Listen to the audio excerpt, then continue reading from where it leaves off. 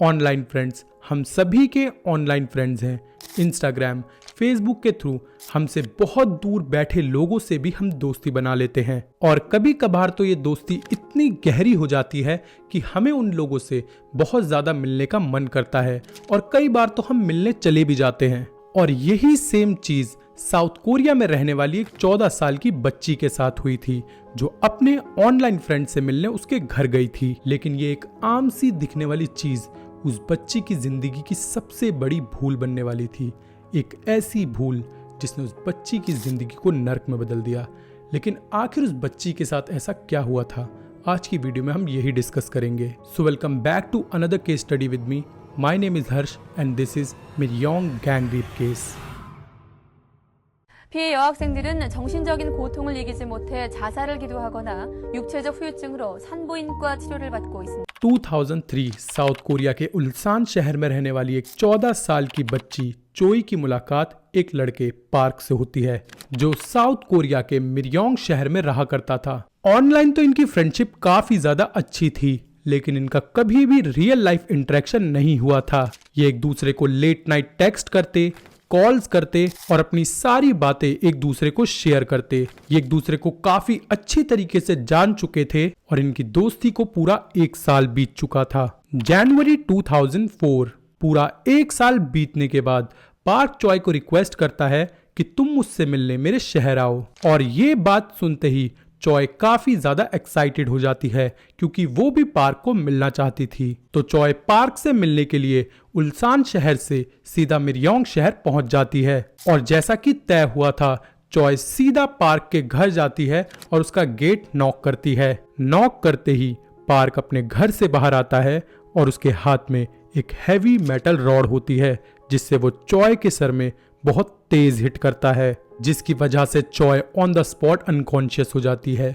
इसके बाद पार्क उसको घसीटता हुआ अपने कमरे में लेकर जाता है जहां पर पार्क के उसके अलावा 11 और दोस्त थे जो 1 बाय 1 चॉय का रेप करते हैं। और सिर्फ इतना ही नहीं, ये सब कुछ उन्होंने रिकॉर्ड भी कर लिया था so that they can use this in future as a blackmail tool, क्योंकि उन सब का प्लान ही ये था कि वो एक वीडियो रिकॉर्ड करें ताकि वो मल्टीपल टाइम्स चॉय का बलात्कार कर सकें। इस इंसिडेंट के बाद वो चॉय को वापस अपने घर भगा देते हैं।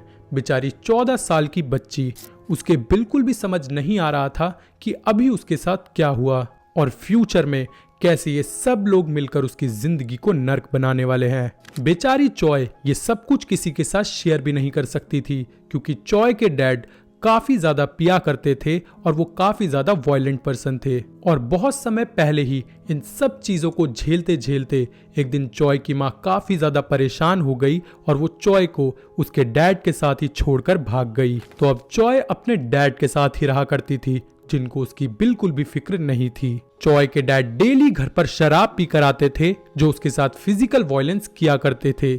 और इन सब चीजों के बाद चॉय को किसी पर भी बिल्कुल भी ट्रस्ट नहीं था। अब चॉय अंदर से काफी ज्यादा टूट चुकी थी क्योंकि ये लड़के उस वीडियो को यूज करके हर एक दिन चॉय को अपने पास बुलाया करते थे उसके साथ गलत काम करने के लिए।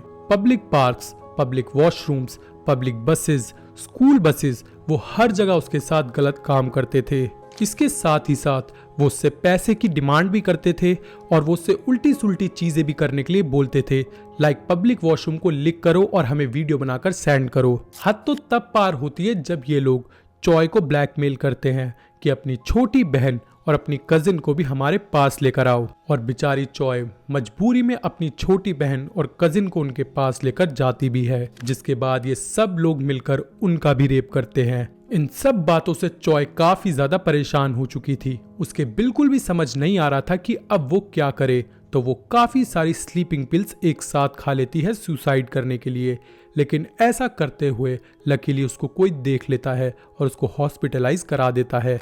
हॉस्पिटल में डॉक्टर चॉय की बॉडी पर मल्टीपल इंजरीज देखने के बाद एक मेडिकल रिपोर्ट बनाने के लिए कहते हैं जिसमें पता चलता है कि चॉय के साथ 44 से लेकर 120 प्लस लड़कों ने रेप किया है। और बेचारी चॉय इसके बारे में किसी को बता भी नहीं पा रही थी। 25 नवंबर 2004 डॉक्टर्स ये सब कुछ चॉय की आंट के साथ शेयर करते हैं, जिसके बाद वो एक पुलिस कंप्लेंट रजिस्टर कराती है और उसके बाद उन्हें पता चलता है कि चॉय अकेली नहीं थी।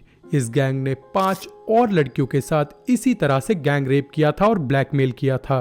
और इस बात को जानने के बाद चॉय अंदर ही अंदर काफी ज्यादा मेंटली डिस्टर्ब हो गई थी। अब पुलिस कंप्लेंट तो रजिस्टर हो चुकी थी, लेकिन खुद पुलिस चॉय के साथ बहुत खराब व्यवहार करती थी।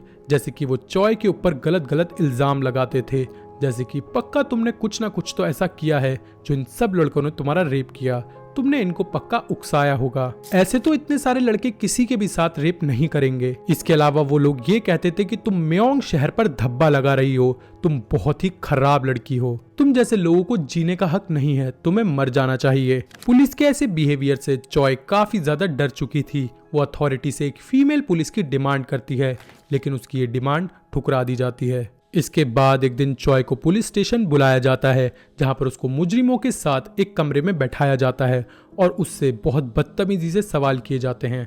लाइक, इसने तुम्हारा रेप किया है, इसने तुम्हारा रेप किया है, या फिर इसने तुम्हारा रेप किया है, इसने तुम्हारे जेनिटल के अंदर क्या इंसर्ट किया था, इसने क्या किया था और इसने कैसे किया था। इन सब चीजों को देखते हुए चॉय का ट्रस्ट जस्टिस सिस्टम पर भी नहीं रहा था।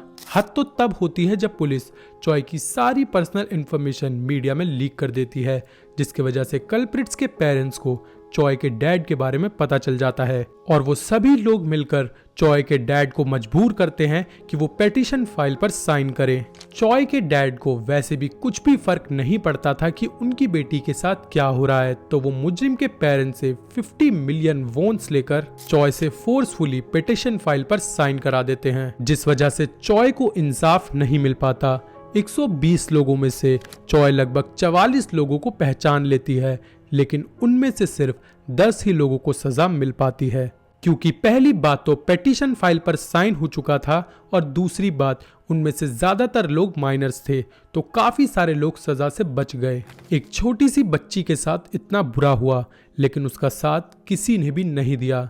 जो पैसे उसके डैड ने कल्प्रिट के पेरेंट्स से लिए थे, उसमें से 1 रुपया भी चॉय की लाइफस्टाइल, उसकी पढ़ाई या किसी भी तरह से उसके भलाई में इस्तेमाल नहीं किया गया। इस सब के बावजूद चॉय पढ़ना चाहती थी, लेकिन किसी भी कॉलेज ने एक रेप विक्टिम को एडमिशन देने से मना कर दिया, जिस वजह से उसकी एजुकेशन बीच में ही रुक गई। और साउथ कोरिया में एक रूल है कि बिना एजुकेशन के किसी को भी नौकरी नहीं दी जाती, वरना ये एक अपराध माना जाता है।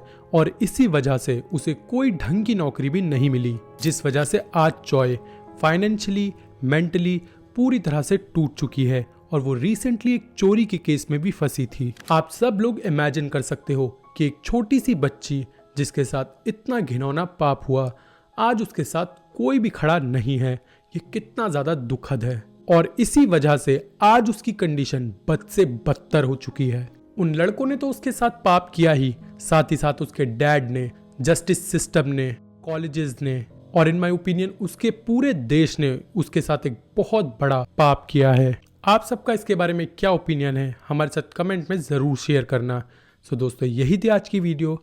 अगर आपको आज की वीडियो पसंद आई तो वीडियो को लाइक ज़रूर करना, चैनल को सब्सक्राइब करना ऐसा और कंटेंट एंजॉय करने के लिए। मिलते हैं किसी और वीडियो में। Till then bye bye and take care.